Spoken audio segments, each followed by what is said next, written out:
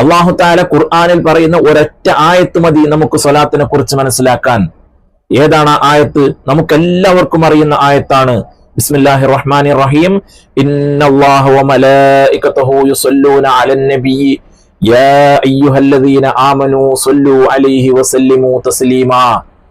ഈ ആയത്തിലൂടെ അല്ലാഹു തആല എന്താണ് പറയുന്നത്?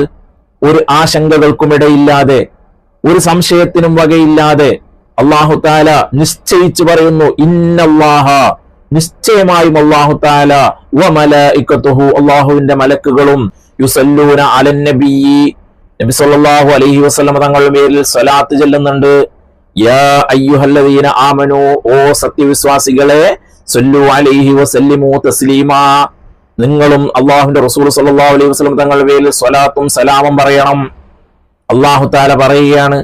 ഈ ഒരു വിഷയം നമ്മൾ വെച്ച് നോക്കുമ്പോ നമ്മുടെ പേരിൽ ഒരുപാട് കാര്യങ്ങൾ അല്ലാഹു തആല നിർബന്ധമാക്കി തന്നിട്ടുണ്ട്. ഒരുപാട് കാര്യങ്ങൾ ചെയ്യാൻ പാടില്ല എന്ന് പറഞ്ഞിട്ടുണ്ട്.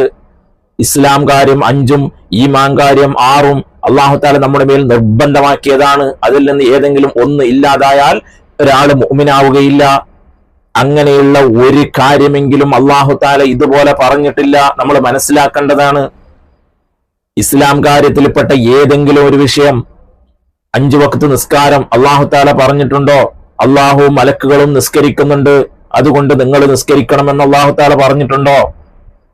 അതുപോലെ തന്നെ നോമ്പ് നോക്കുക, അല്ലാഹു മലക്കുകളും നോമ്പ് നോക്കുന്നുണ്ട്, അതുകൊണ്ട് നിങ്ങൾ നോമ്പ് നോക്കണമെന്ന് പറഞ്ഞിട്ടുണ്ടോ?